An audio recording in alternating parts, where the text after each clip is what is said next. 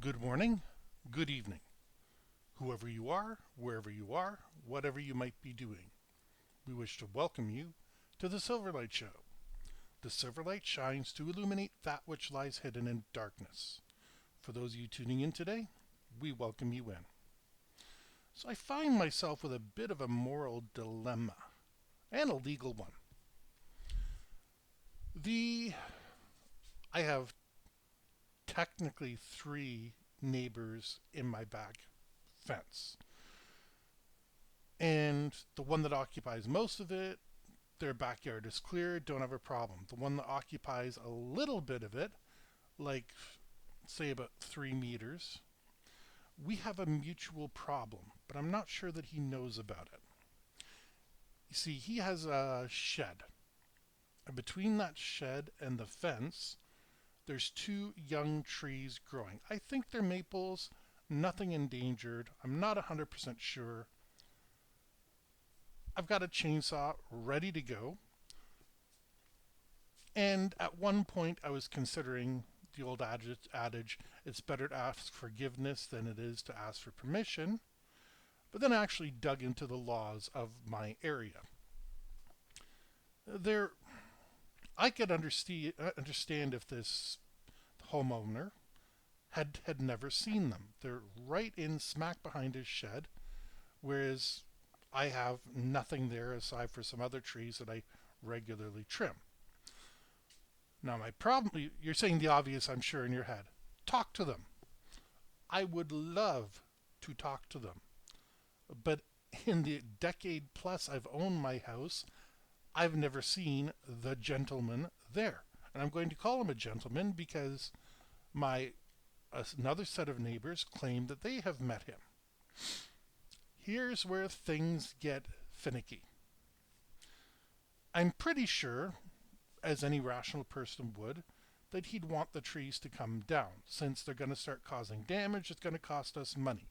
And the bigger they get, the more of a problem they're going to get. Right now, I may already be too late. They might be too thick, and the city may require some kind of permit.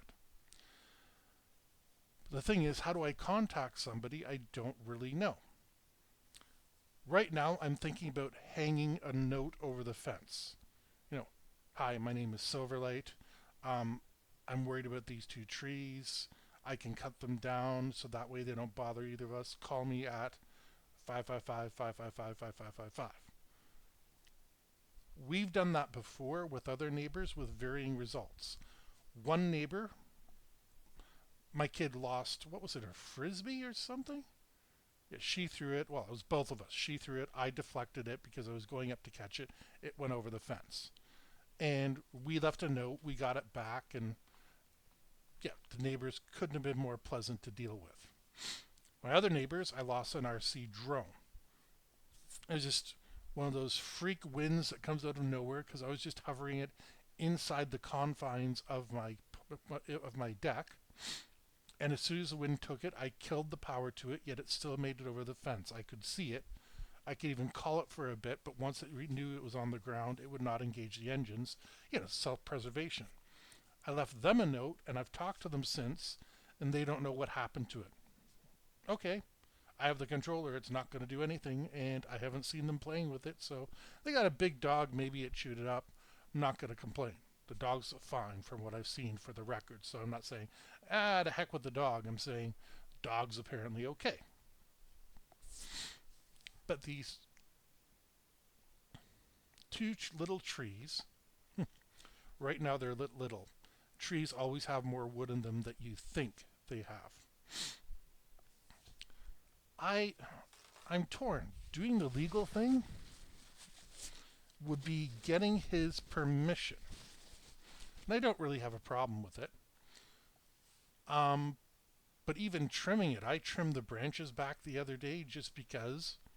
And apparently, you need both owners' permission. The person whose property the branches are coming over, and you need the permission of the person who's where the trunk is on. This is my problem. I research everything. I can't go around and leave a letter in their mailbox because the mailbox belongs to the post office and using it is fraud. Now, I can probably get the postal code and put a stamp on it, but, how invasive do I want to get on this? Plus, I'm not 100% sure of their exact address. I can probably find it. Google Maps is easy enough to use. But yeah, there's a certain point where you're saying, am I putting too much effort into this? I'm taking all the labor, all the costs of the labor. I'll even take the darn wood off their property because I can burn it in my barbecue because it's a proper barbecue. And the end goal makes everybody happier. But how do I achieve my legal goals? I'm going to start with a piece of paper, and I don't care. I got this chainsaw is on loan from my father. I got months and months to play with it. I don't need to find this out tomorrow, but I'm the type of person that I like to have an action plan in place so that anytime, like today, for example, it's raining where I am. When you're listening to it, I don't know what it might be. But you have to know that. So, hey, there's a break in the rain. It looks like the sun's coming out. I'm going to go out and take care of that now. Those are all options that I could have if I could decide what step one is. I could probably send my wife on an errand around there to drop a pamphlet or something outside the mailbox. But God bless her, she's shy. And yeah, I know walking onto somebody's property to do something does take a little bit of nerves. And it's not that she doesn't have them; it's just she'd be like, "Well, why am I doing this?" And I know long term this is a problem that must be addressed, but it doesn't need to be addressed today. It's just I'm surprised at the laws in my area that even to trim stuff clearly overhanging my property, which is a problem with another tree, I need that person's permission. Oh, I'll get permission from that person, but they might want me to do some other stuff that I'm not prepared to do. We'll figure that out another day, though.